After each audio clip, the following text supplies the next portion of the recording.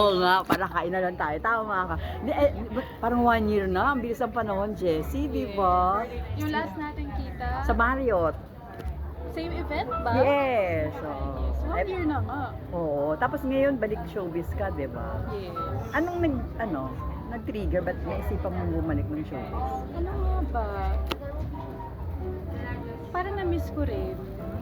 Kasi parang last year, ang ginawa ko lang talaga mga events lang, parang ganito. Pero yung talagang projects talaga, like movies or teleserye, wala. Ang tagal ko na rin talaga hindi gumawa. Nag-start na ba kayo? Hindi pa, preparations pa lang. Look test, tapos meron ng yung pitching, of course, na una yun. Tapos nag-uusap na rin kami. Marami pang changes sa story at saka sa roles. Nagdadagdag sila ng casting.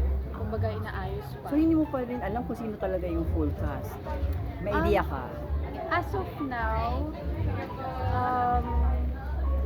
wala eh. Binabawas, dagdag eh. Parang pinapalitan, tapos may sinasabi na bago ulit. So, ang sure pa lang talaga ngayon is kami talaga ni Gerald. Kayo ang lead. Yes. At partner talaga. Mag-asawa talaga. Oo, pumayag si Luis. Oo naman. Kasi sabi ko, love, okay lang ba na okay lang ba na may mga romantic scenes, mag-asawa. Siyempre, hindi naman natural yun kung hindi kayo sweet sa isa't isa, di ba? Sabi, ano ka ba, love? Wala sa akin yan. Sanay na sanay nga ako kay Momski. Kasi di ba si Momski, nung dating panahon, di ba nung bagit si Luis. Alam na niya yun. Sabi niya, naiintindihan ko yan, it's part of our job. Paano mo nasabi na, paano pa nag-ready na magkahiwalay na kayo ni baby? Actually, hindi pa nga ako ready hanggang ngayon. Kasi parang ngayon na siya nagkakamalay. Alam mo yun, yung Parang ngayon sumasagot yung na. Maging clingy na siya ngayon. Yes. Pero ano naman, yun nga yung sobrang thankful ako sa ABS, sa Star Magic family ko. Kasi sobrang sila, understanding. Patient sila pagdating sa akin, sa schedule ko. Tapos sinasabi ko na kung hindi ko talaga kaya yung... Kasi di ba usually ang ginagawa nila, magkasabay movie and teleserye. Muntik nang mangyari yun, pero sabi ko hindi ko po talaga kaya ng sabay. Kasi it means everyday ka magtatrabaho, wala ka talagang time in between. So sabi ko, I have to be there for my daughter and also of course for Luis. So sabi ko, time management talaga. So sabi nila, oh sige, ayusin natin yan. So now, talagang inayos na yung schedule for the soap and yung personal schedule. Next year nang start? Yes. So ayos na. Next year busy na rin si Luis sa campaign. Yeah, actually ngayon talagang start na siya. ikot na rin kami. Pero kasi 'di ba, next year yung start talaga ng official. Yes. So paano naayos niya yung schedule niyo? Ako dito, doon ka. As of now, sinasamahan ko pa rin si Luis. Syempre, Pero next year nga, ka na. Kasi oo, busy ka na rin eh. na kami, magkahiwalay. Pero sabi ko kay Lu, basta't kaya ng powers ko, basta kaya kong gawin, sasamahan pa rin kita sa Paano si may iwan si baby? may day pa rin in between. Kasi may nagpe-preschool na siya, nagpe-preschool na siya eh. So sinasamahan ko din siya sa preschool. So very hands-on Super ka mama talaga ang pen with natin. her. Oo, as in talagang laban. Kaya dapat kumpletong Working vitamins. mom. Oo, lalo na ngayon, mas madami na siyang malalaman, sasabihin. Yes. Tapos talagang love niya yung school niya, may mga friends na siya. So it's nice to see her growth also. Hindi ka naman natakot na may miss out ka dun sa mga milestones niya. Natatakot, pero I was there nung first year niya. Dun yung mas marami talaga, di ba? Ngayon kasi yung development niya more of yung social skills niya, yung progress niya when it comes to activities, di ba? The way she speaks, very clear. And talagang meron na siyang consciousness talaga na pagka kunwari, lalayo ako konti, sasabihin niya, Mama, stay here. May gano'n na siya. So, Demand. Oo. Ano yun yung bagets na yun, madam? Siya talaga yung reyna ng buhay ko. Pero smart kid siya. Smart kid siya. She knows what she wants. Pag ayaw niya, sinasabi, ayaw!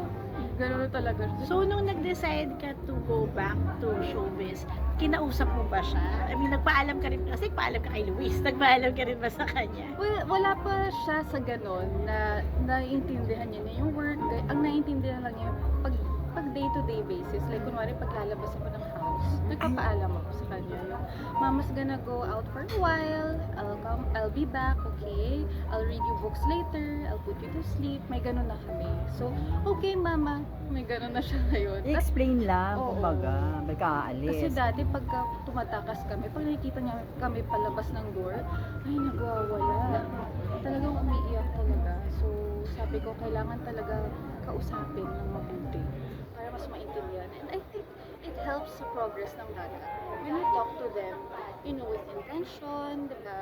Yung parang hindi naman, usapin mo na parang matanda na, pero mas nagiging develop sila pagka kinakausap mo with purpose and intention. But now that you're a mom and a wife, mas naging picky ka ba with the projects that you're doing? Factor ba yun sa pagpili mo ng Actually, yes. Even when it comes to clothes, I used to, diba, to wear more sexier clothes. But now, mas nag-tone down na rin. And I know naman din, I'm a mom na. So, nandun na rin yung growth, diba, yung change. When it comes to shows and roles, actually, mas gusto ko kasing mas mature na rin. And sabi ko nga sa manager ko, kay Kuya A, sa Star Magic, sabi ko, I'm okay. I'm okay to do, out of the box roles. Yung mga hindi ko pa nagagawa before, di ba? Kumbaga wala na tayo ngayon sa yung kailangan ko pong makisabay sa mga. Syempre ako kasi, ako naman I was never, hindi ko nakita yung sarili ko as superstar, diba? Hindi ko naman nakita yung sarili kong gano'n. Pero parang ngayon gusto kong mag-try ng different roles. Like, I don't know, like siguro So, mas daring, mas Oo. challenging. daring in the sense na yung personality mas daring. Hindi sa Character. clothes. Oo, like more of like yung palaban na mommy, ganyan. Kasi pansin ko nung nanganak ako, parang mas naging palaban ako eh. Oo, ganun Pag talaga. nagkakaanak ka na talaga, yung parang, kailangan ko Naging talaga mama bear ka mag-api bigla. talaga sa anak ko. Siyempre, tatapang ka. Aawayin ko talaga yan. Wala akong sasantuhin. Ganon. So, sabi ko talaga, mas ganong role sana. Yung very different from what I've done before. And napagdaanan ko rin naman yung paulit-ulit na rin ako nabigyan ng chance ng ABS-CBN, di ba, maging leading lady. So, now that they've given me new projects, na leading lady pa rin actually, sabi ko, sure po ba kayo? Sabi ko talaga, sure ba kayo? Oo, kaya mo, kaya mo. Good evening, So, everyone. yun. Natawa nga ako sa comment mo na pag sa video, bakit na-miss niyo ba ako?